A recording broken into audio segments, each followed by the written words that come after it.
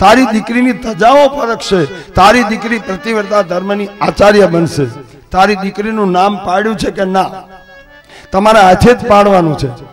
ત્યારે નારદજી કીધું કે હિમાચલ, તારી દીકરીનું નામ હું પાડું છું, એક નામ પાડું છું અને એકમાંથી અનેક નામે પૂજાશે. એનું નામ પાર્વતી પાડ્યું છે. અને નારદજીએ જાહેર કર્યું કે પાર્વતીમાંથી ઉમા, અંબાકા, ભવાની, બહુચર, મહાકાળી, જોગમાયા, મેરડી, ખોડિયાર એકમાંથી 21,000 નામથી પૂજાશે. બધા જોશ જોઈ નારદજી કે બસ બધું સારું છે, જા. નારદજી ને હિમાચલે કીધું મહારાજ બધા જોશ જોયા, હજુ એક જોશ જોવાના બાકી છે. કયા? દીકરીના કયા જોશ જોવાના? ઘર જોવાનું, બંગલા જોવાના, ગાડી જોવાની, મૂર્તિઓ, રૂપાળો જોવાનો, શું જોવાનું?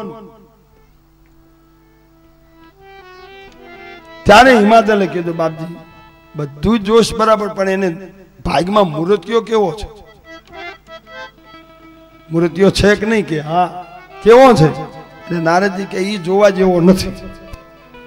કે કેમ? કે હિમાચલ, તારી દીકરીના ભાગ્યમાં મૂર્તિઓ કેવો છે? અગુણ અમાન માતુ પિતુ ના.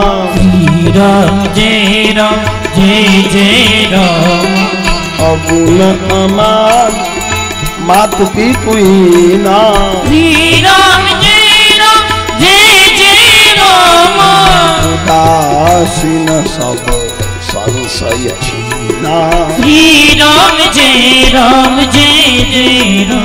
એક જ ચોપાઈમાં મૂર્તિઓનું વર્ણન કે હે રાજા, તારી દીકરીના ભાગ્યમાં મૂર્તિઓ છે પણ અગુણ, કે એનામાં કોઈ ગુણ નહીં હોય, ગુણ વિના. અમાન, એને માન આપો તો ભલે, અપમાન કરો તો ભલે, એને કઈ ખબર જ નથી પડતી.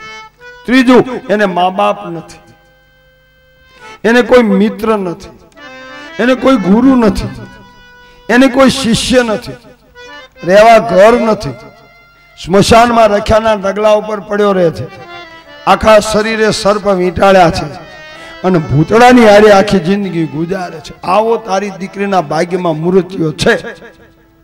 અને જ્યાં મૂર્તિઓનું વર્ણન કર્યું ત્યાં તો હિમાચલ એક તો રાજા, સંપત્તિ વાળો, દીકરી રૂપાળી, અને દીકરીનો બાપ આવું સહન કરે, એને ત્રાડ પાડી. નહીં નહીં નહીં નહીં નહીં નારદજી, તમારા જોશ ખોટા પાડીશ. મારી દીકરી રૂપાળી, મારી પાસે સંપત્તિ છે, સંપત્તિના જોરે હું એવો મૃત્યુ ગોતીશ કે તમારા જોશને ખોટા પાડીશ. અને સ્વાભાવિક છે, દીકરીનો બાપ થોડો ગરમ થાય, પણ જ્યોતિષકારે ગરમ ન થાય, સાંભળવું પડે. બધું બોલ્યા પછી ધીરે નારદજીએ કીધું, બોલી લીધું કે હા? તો હે હિમાચલ સાંભળ, એક વખત વિધાતાએ તારી દીકરીના લેખ લખ્યા પછી તારી ગમે એટલી શક્તિ, ગમે એટલી સંપત્તિ હશે, તારી તાકાત નથી કે તારી દીકરીના લેખ ઉપર મેખ મારી શકીશ. આવું કહી દીધું. તો મારે તમને પૂછવું છે, એક વખત વિધાતાએ લેખ લખ્યા, એના ઉપર કોઈની તાકાત ખરી કે મેખ વાગે? તમારા લેખ બદલાવા તો બદલાય? બદલાય? કેમ તમે હિંમત હારી જાઓ છો વાડદરીની જનતા? કોને કીધું ન બદલાય? મારી રામાયણ કહે છે કે બે વ્યક્તિ તમારા ગમે એવા અવળા લેખ છે અને હવળા કરી નાખે. કાં તો કોઈ સંત અને કાં તો ભગવાનનું નામ. 13 કરોડ મંત્ર જપો, તમારા અવળા લેખ હવળા. તમે એમ હિંમત ના હારી જશો. જાહેર કરે છે રામાયણ. તમે બધા સાંભળીને ઢીલા બહુ પડો છો.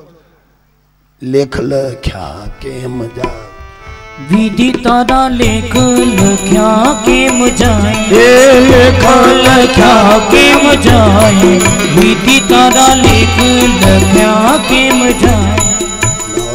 રાજાને દમયંતી રાણી, નળ રાજાને દમયંતી રાણી, અડધા વસ્ત્રે વન જાય, અડધા વસ્ત્રે વન જાય, વિધિ તારા લેખ લખ્યા કેમ જાય, એ લેખ લખ્યા કેમ જાય, વિધિ તારા લેખ લખ્યા કેમ જાય. હરિચંદ્ર રાજાને તારામતી રાણી, હરિચંદ્ર રાજાને તારામતી રાણી, ત્રણે નીચ કરીએ વેતાય, એ વિધિ તારા લેખ લખ્યા કેમ જાય, એ કોડીલો ખાપણ વિના જાય, વિધિ તારા લેખ લખ્યા કેમ જાય. એ લેખ લખ્યા કેમ જાય વિધિ તારા લેખ લખ્યા કેમ જાય આવું બધું સાંભળ્યા પછી બેનો હિંમત હારી જાય પણ હિંમત ના હારશો લેખ લખ્યા ઉપર જો તમે તાકાત હોય ને તો તમારા ગમે એવા આવડા લેક્ચર હવળા કરી શકે કોઈ પણ ભગવાનનું નામ તમે પકડી લો તમને જે વાલા ભગવાન હોય એમ અને 13 કરોડ જપ કરી નાખો તમારા ગમે એવા આવડા લેક્ચર હવળા થઈ જશે અને કાં તો કોઈ સંત મળી જાય સિદ્ધ અને શુદ્ધ અને માથે હાથ મૂકી દે તમારો લેખ કાં તો સંત અને કાં તો ભગવાનનું નામ આ બે જણાની તાકાત છે તમારા લેખ બદલવાની એટલે નારદજીએ કીધું કે હિમાચલ તારી મારી તાકાત નથી પણ જો તારી દીકરીના લેખ ઉપર મેખ મારવા હોય તો એક ઉપાય છે કે કયો કે મૂર્તિઓ તો જે મેં વર્ણન કર્યું એવો જ મળવાનો છે એમાં તો ફેરફાર નહીં પણ જે વર્ણન કર્યું એવો મૂર્તિઓ મેં જોયો છે અને જો ઈ મળી જાય તો તારી દીકરીનું ભાગ્ય બદલી જાય કયો મૂર્તિઓ આ વર્ણન કરી દેવો મૂર્તિઓ કોણ દેવોનો દેવ મહાદેવ જો તારી દીકરીને શિવ મળે તો શિવ એમને મળે શિવને મેળવવા માટે ઉપાસના કરવી પડે એટલે નારદજીને હિમાચલે કીધું મહારાજ તમે કોઈ એટલા રૂપિયા આપો મારી દીકરીને એ શિવ મળે એવા જપ તમે કરો યજ્ઞ કરો નારદજી કે હું કરું તારી દીકરીને ફળ મળે કોઈ દાડો ન મળે આ બધા નવા નવા દવો નીકળ્યા છે પેલા જન્માક્ષર હતા એમ ભૂપત આ જોશનાના ભૂપતના જન્માક્ષર મેળવ્યા હતા તો બબે છોકરાને જલસા છે ને ગાડી ને બંગલા અને આ જન્માક્ષર જોયેલા 100 મહિને છૂટાછેડા થાય શું તમે જોવડાવો છો